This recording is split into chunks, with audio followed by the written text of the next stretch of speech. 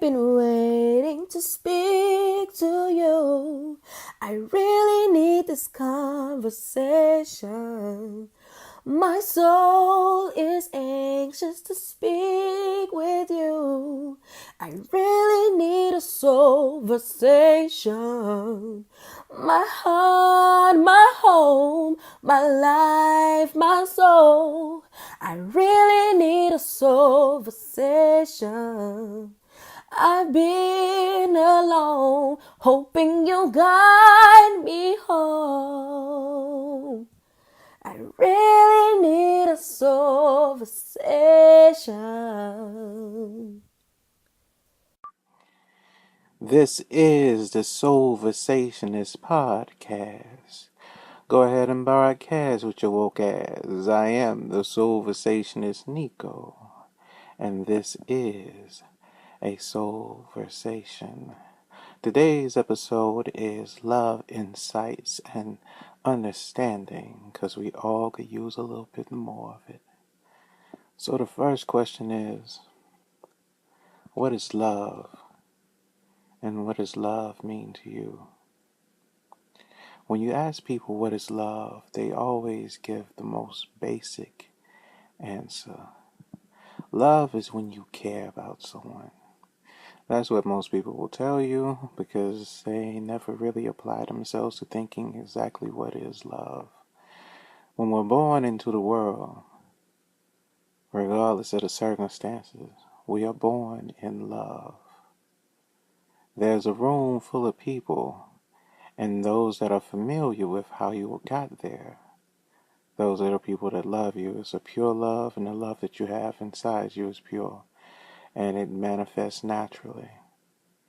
And as we grow up, we're surrounded by love. Those of us that are blessed enough to have families that care about us, that is. But as we go out into the world, we start looking for love outside of self.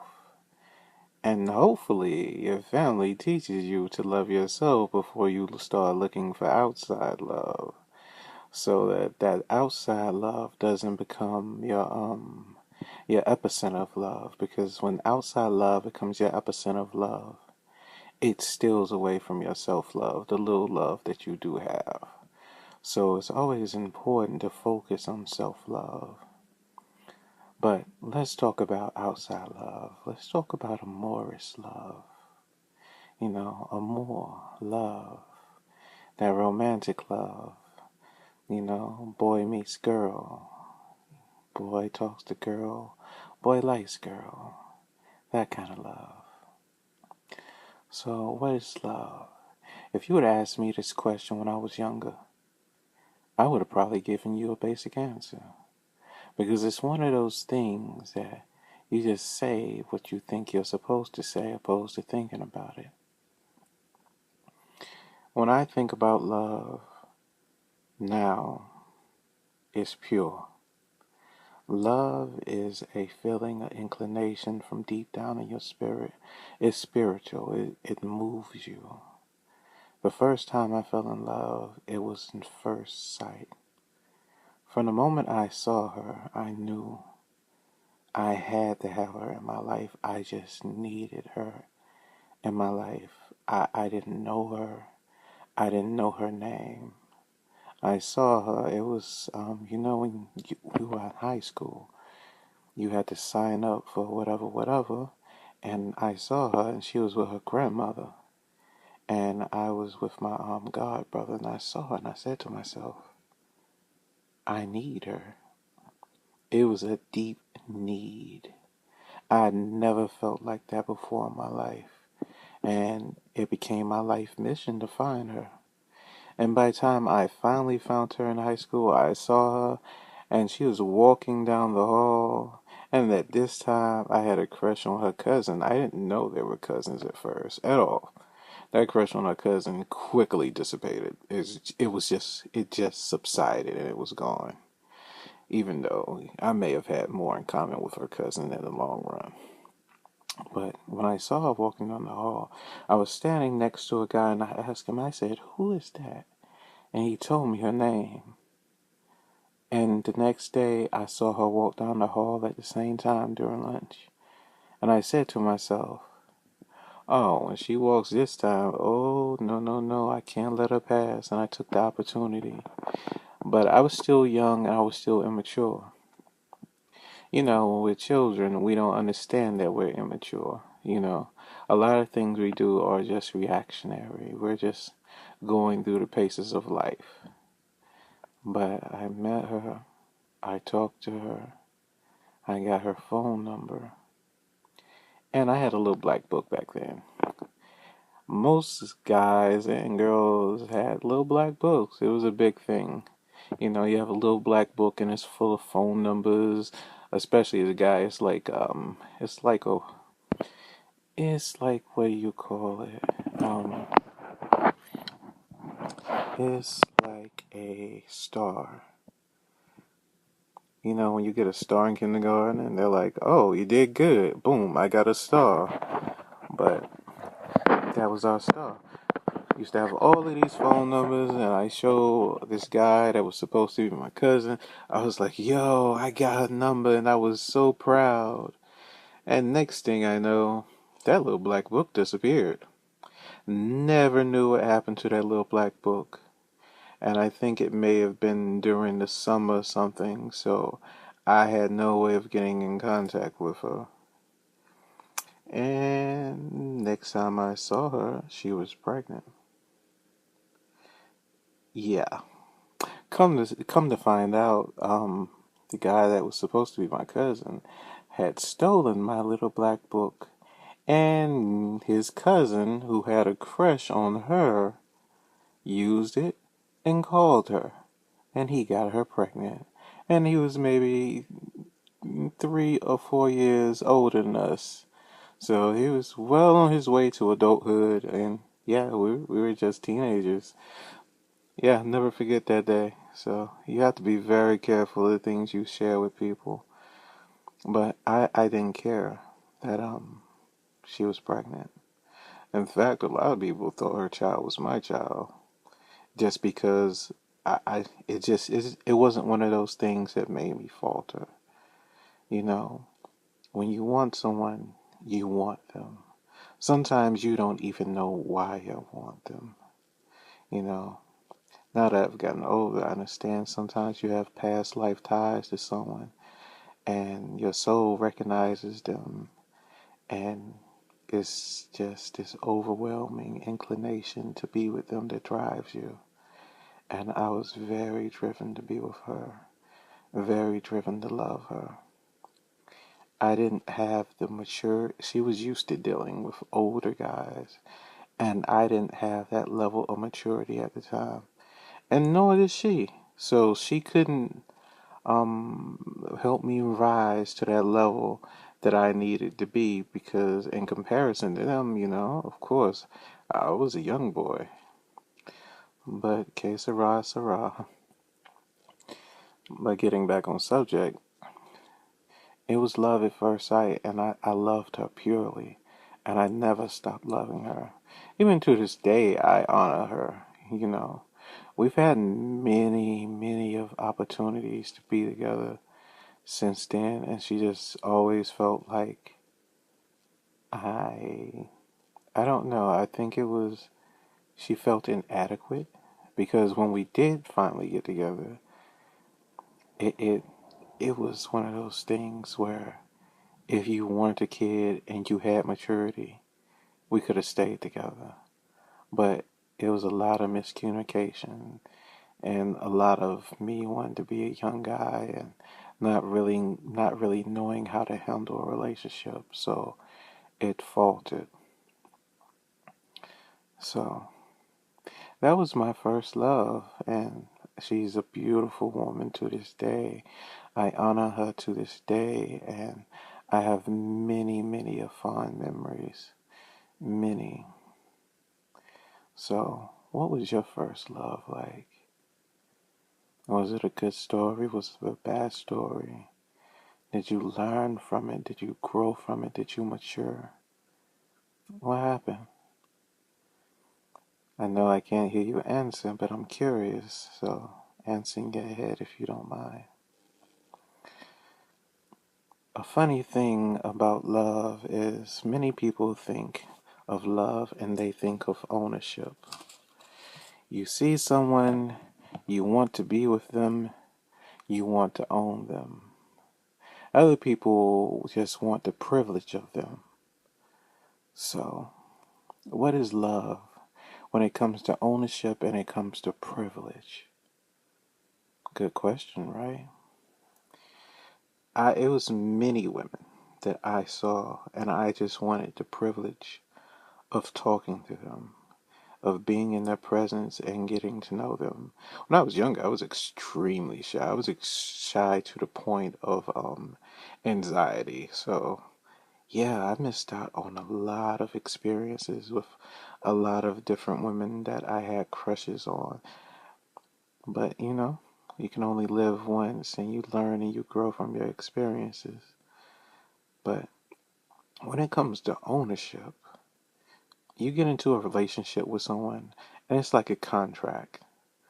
Oh, we're together. You have to do this, this, and this. And you have to abide by this rule, and that rule. Every relationship has different statutes and limitations.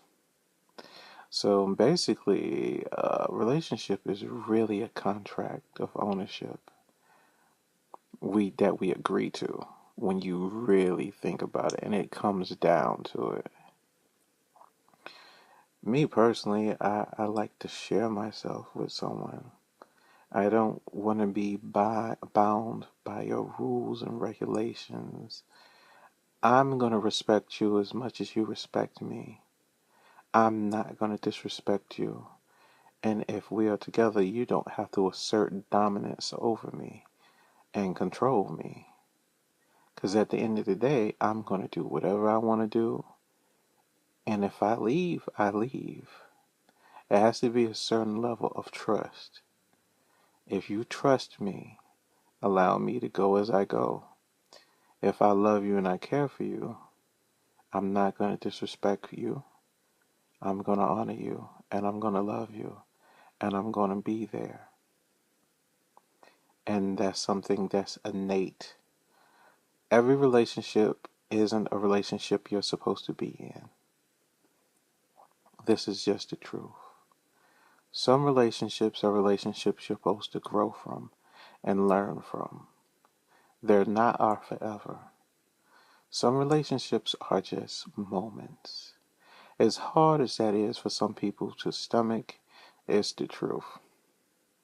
Some people try to extend a moment into a forever, and you will come across a very harsh road attempting to turn a moment into forever because the universe will not allow it. It will do everything in its power to separate you from that person once you've learned the lesson that you're supposed to learn. And it's going to be a lot of hurt on both sides. But people don't understand this and they continuously attempt to force things. Recently, I was having a conversation with one of my friends about love. And I asked her, what do you need to sustain you? What kind of man do you need? And she just gave me an answer like, a guy like you. I was like, that's a good answer. It's very flattering, but that's not what I'm looking for. I want you to actually think. Think about what you need from a man, what you need from a relationship. What kind of person are you supposed to be with? Because many of us just give basic answers. We don't actually think about these things. We don't think about what kind of person we're supposed to be with. We give materialistic answers, basic answers, and preconceived answers, which aren't good. We should all spend more time thinking about things, thinking about our needs, our desires, who is good for us, and who isn't good for us. And I had a very deep conversation with her that day. I don't know if anything I said actually got through to her, but I'm hoping it did. And that's the most we can ever do is hope. You know, the way I see love at 36 is completely different than I once saw love. Love used to be such a reckless force of nature for me. It was just one of those things I felt, and maybe sometimes it got confused with lust. A lot of times we confuse love and lust. We lust after people passionately, and we want to attain ownership of them. We want to have them. We want their company. We want their privilege. We want their everything. We want to put shackles on them and make them our own and brand them. Because many of us, that's what love is, a branding. You belong to me. But no one belongs to anyone. It's a matter of a person choosing to share themselves with you. There's a lot of people out there that want to share themselves with everyone, not just you. And if they're attempting to share themselves with a person outside of you, it's pretty apparent. Even though a lot of people try to cover their bases very well, but they never knock it out of the park from a relationship standpoint because they're too stretched out. I have a poly friend, and she loves being poly and loves being just free, honestly. And the fact that she's married is like mind blowing, but it's not, because at the end of the day, she's actually a sugar baby. The person she's married to doesn't know it. Or maybe that person does. But, you know, when someone has someone in their life that they view as a prize, they allow certain things to go unspoken. They may fight here and there and whatever, but they won't let go of them because to them they are a prize. And this is how many dysfunctional relationships occur. But she's poly. She brings people in and out of her relationship. She carries on multiple relationships with different people for different purposes. And the person she's with doesn't actually know the extent that of her actions. But regardless of it, she stays. She stays because the house is still stable. The person that she's with is a provider. And that's how many relationships last for years, because a person wants a stable home. So they will prostitute the privilege of them to stay with that person under the assumption that they are in love. But true love is different than love and fallacy. Love and fallacy is a personally manipulated manifestation. Love and truth is a completely different experience. Facets of it can be faked, but one thing about the truth, you can try to replicate it, but it'll never, ever come out the same. I once wondered what love was. I noticed everyone was searching for it desperately, like a treasure after the rain at the end of a rainbow. I was like, no one was taking time to acknowledge the rainbow. They were running, reaching, preaching love. But it wasn't until I saw one in it that I knew what it was. This is a soulversation. So at what point did you start loving yourself? Because all of us aren't taught to love ourselves at all. A lot of us don't grow up in households where love is the meal and main entree on the plate. that's fed to us throughout childhood. So, when did you start loving yourself? For me, it was when I started having relationships and I felt inadequate in them. When I would date a woman that was perfect for me, and I would have to walk away from her because I felt like if I was with her, I would bring her down. And no matter what she said or how she felt about it, it didn't matter. All that mattered was how inadequate I felt standing next to her. Some of these women were the best women in the world to me. Some of these women loved me unconditionally, but I just didn't know how to love them back because I didn't know how to love myself. And when you don't know how to love yourself, it's hard accepting outside love and bringing real love into your universe because a majority of us are used to chaos. We live in chaos, we thrive off chaos, and chaos becomes our norm. So when someone comes to us and they stabilize us, as calming and peaceful as it may be, it's an oddity and it's outside of what we consider as our relationship norm. But there were many women that I walked away from because I felt inadequate. And then I would get in a relationship with someone that wasn't the perfect fit for me.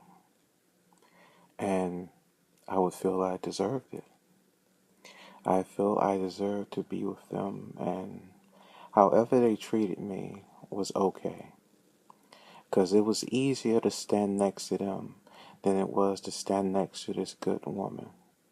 So I got used to women that lowered my vibrations and didn't really uplift me, and we resonated on a lower vibration. So a majority of the time, the only thing we had in common was sex. And sex will ruin your life. No one tells you that sex will ruin your life when you first start having sex. It's something we all want to do because of hormones. Hormones drive us like a horny lemmings over a mountain on a suicide dive. That's what horniness does to us, especially as a guy. It's just to the point it's insane when you're a teenager. A lot of people don't know how hormonally driven men are, to the point of desperation for some of us. So when you see people that we've had children by and you wonder what happened, sometimes your libido just runs away with you and it takes you to places that you shouldn't be. And it puts you in the bed with people that you shouldn't be in the bed with. Many of us have libidos that are hard to control, and no one teaches us to control them. They call us fast, they call us whorish, they call us so many different things opposed to talking to us and actually having a conversation that can move us forward.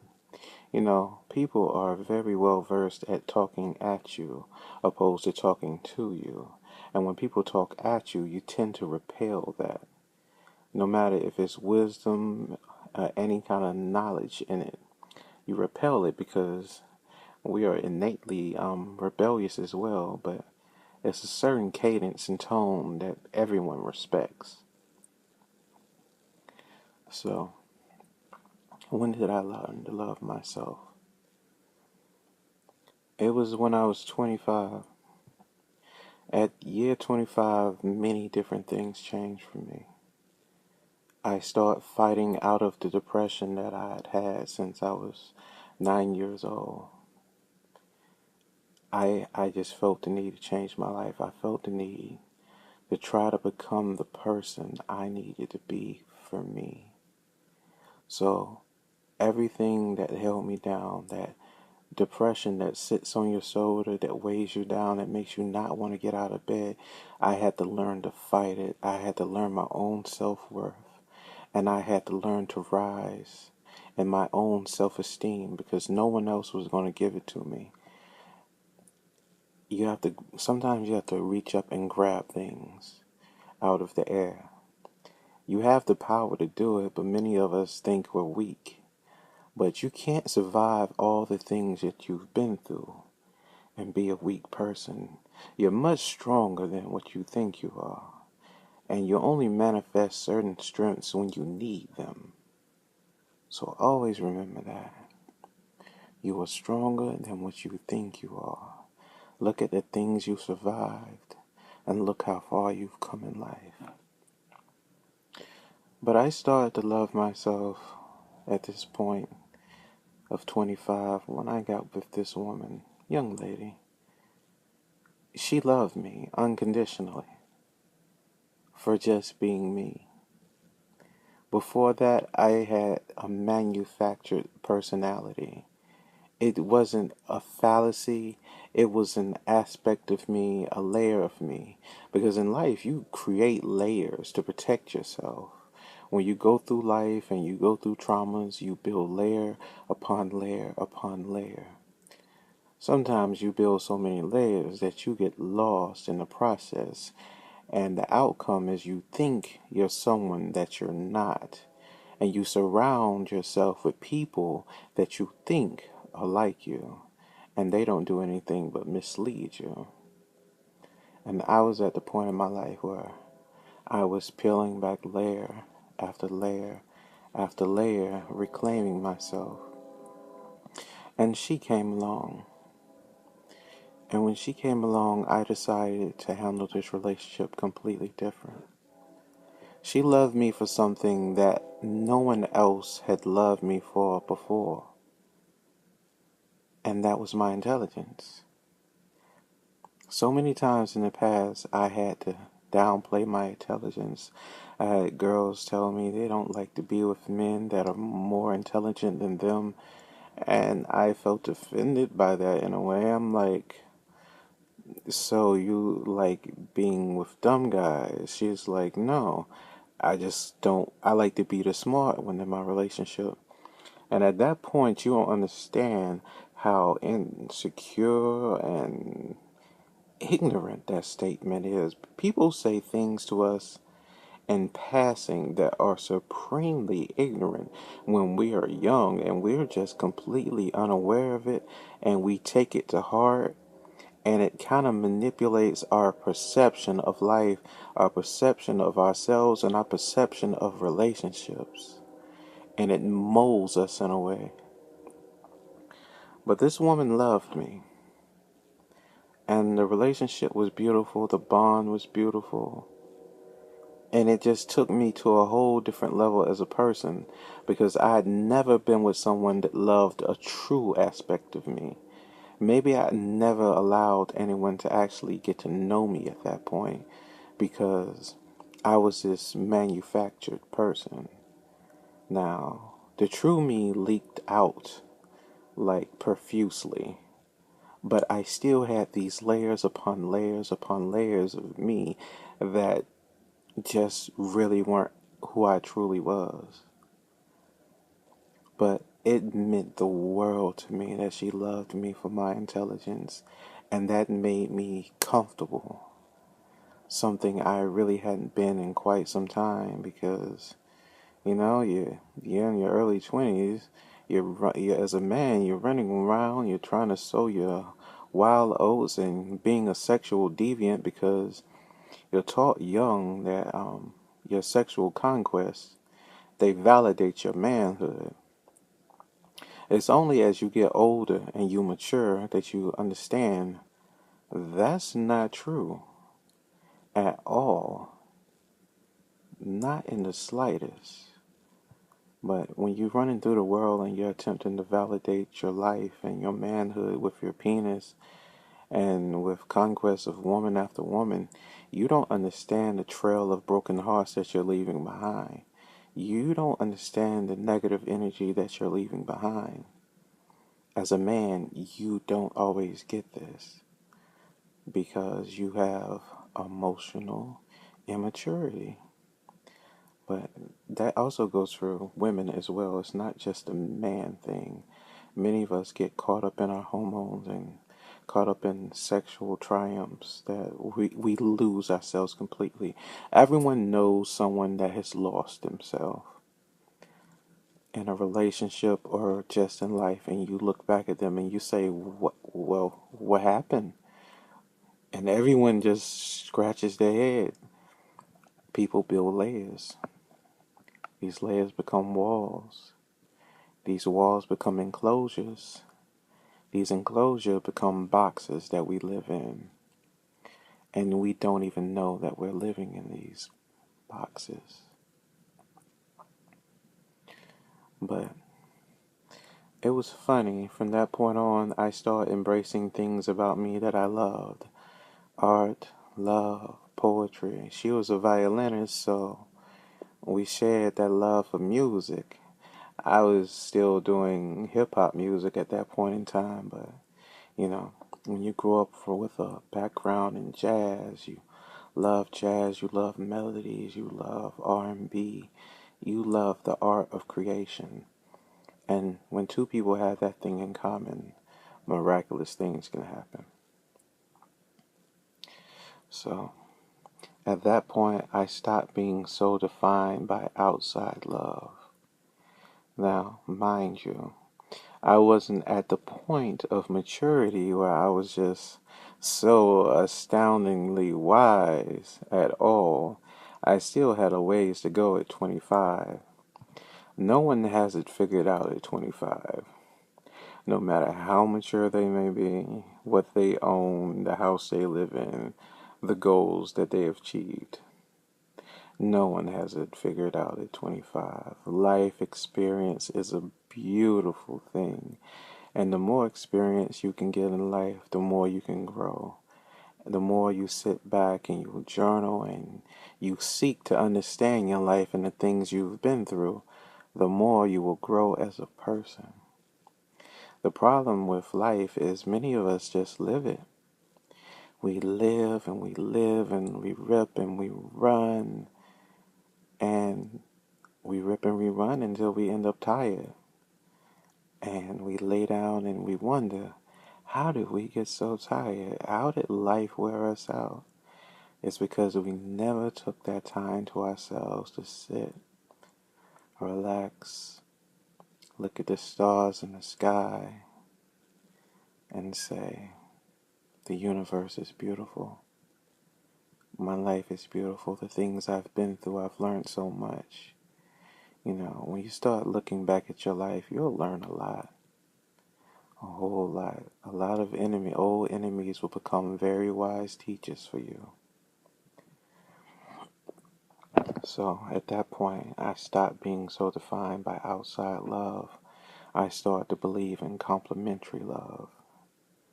So when someone brought love into my life, it was seen as a compliment to me, making me less reliant on partnership. In a way, I still was heavily like reliant on love from the outside in a way because, you know, it's a transition period. You become grounded in something, but you don't become stable until you live within your grounding, right? So, someone asked me, not too recently, if someone hurts you, do they love you? That's a good question. But you have to ask yourself, if someone hurts you, do they know they hurt you? Because sometimes people are severely unaware that they're hurting people. Now, there are narcissists that are aware that they're hurting you, but the only thing that matters to them is them. So they can't really acknowledge your pain and the things that you're going through because that makes them have to look at themselves in the mirror in a different way. So when they look at their reflection, they want to see themselves with rose-colored glasses. So a narcissist can never acknowledge the things they have done to other people because their ego won't allow it. Remember, anytime someone hurts you maliciously, over and over and over again, repeatedly, it's because they don't care. That's all it is at the end of the day. A person will tell you everything you need to know by how they treat you. You can read that whole storybook if you can read the pages of a person's life, and the pages of a person's life are in their actions. So, if someone hurts you and they do it intentionally, the question beckons, why are you allowing them to hurt you? So why would you stay with someone that hurts you? Everyone has a different answer. Some people are just used to being with people that hurt them. Their parents hurt them, and they acclimate to that type of behavior.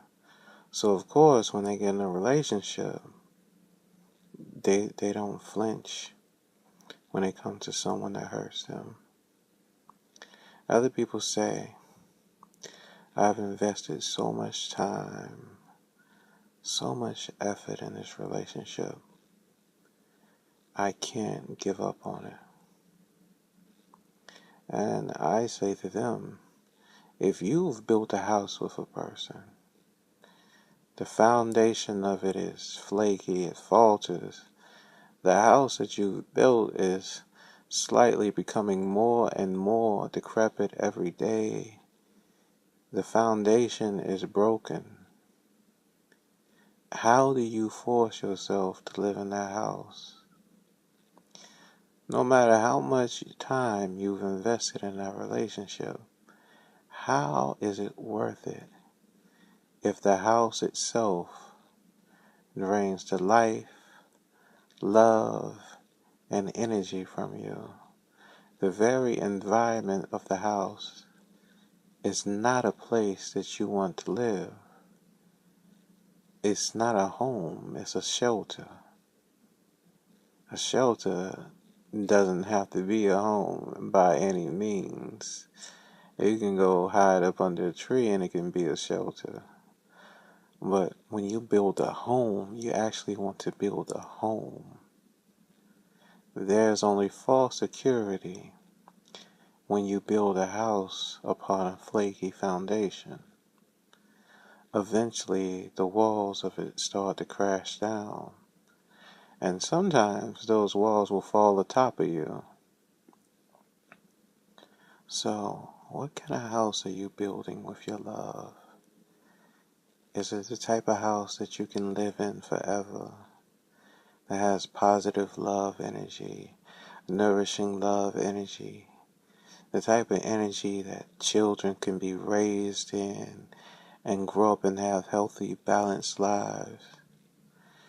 You know, a lot of times we don't even think about children at all.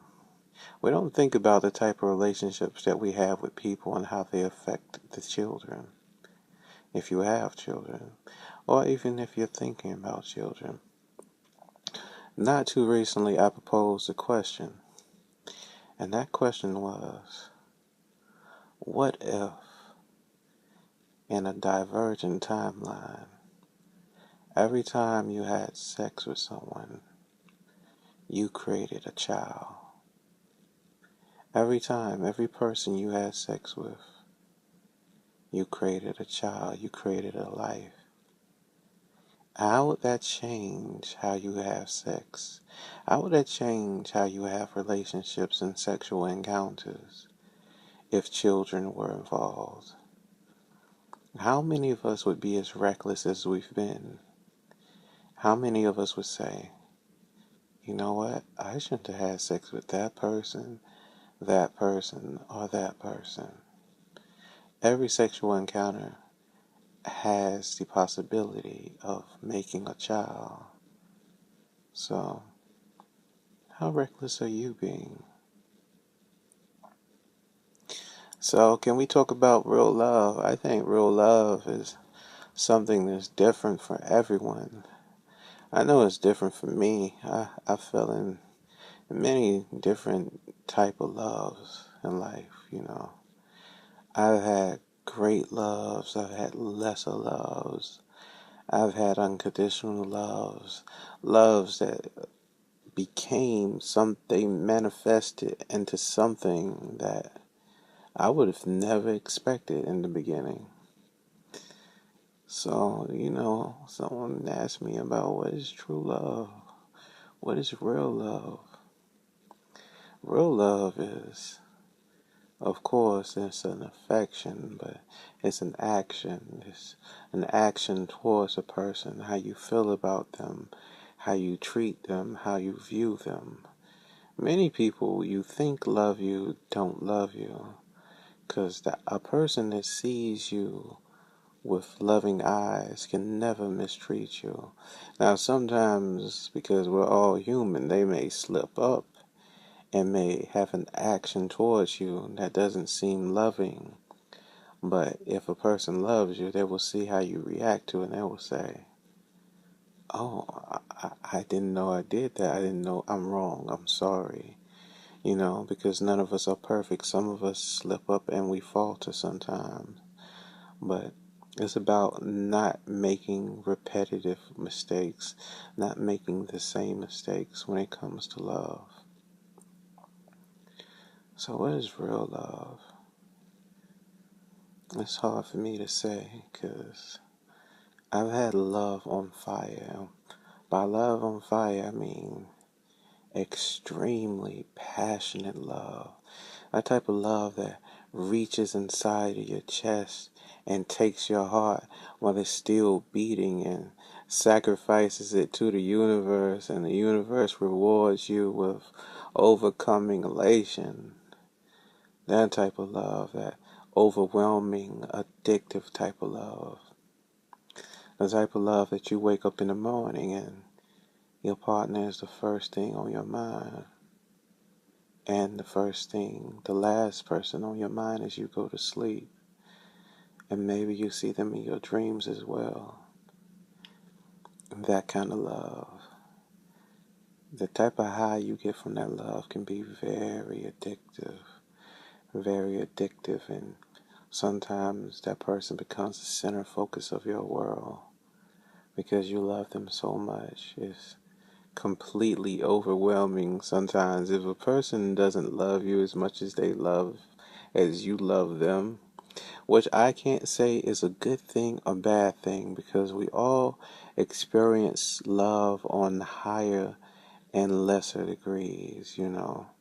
Just because a person isn't on that high level of love that you're on, that doesn't mean they don't love you, because we all have different love languages, and it's about deciphering that person's love language. I believe that from relationship to relationship, love languages change. I don't think they're ever the same with one person to another person, because I've never loved one person the way I loved another person, or the person before them, or the person after them. Like, love is exclusive to the person that you're with. Their connection, the connection, the connection is all about connections. And what kind of seeds of love were planted at the beginning, you know? When you think about love, what do you think about? When you look in the mirror, do you see yourself with loving eyes? Do you see yourself with kind eyes? Do you treat yourself with love? If you don't, you should start today. I want you to ask yourself at this moment, what were your examples in love when you were young? Who did you see and say, that's the type of love I want? That's the type of couple I want to be. That's what I aspire to have. You can answer these questions on your own. And this is the end of the Soulversationist podcast. May Ovatala bless you. Oshun wash over you with love and protection, as Ogun guides your warrior spirit. Be the blessing you wish to have. I am the Soulversationist, and this was a Soulversation. When conversations in they linger, they touch you and they love you. When conversations in they linger, they touch you, then they love you. Good conversations in, then they melt into your soul. Water you with knowledge, polish pieces of your soul. So shine bright, shine bright, shine new. Never forget the universe loves you. Never forget the universe loves you. Never forget the universe loves you.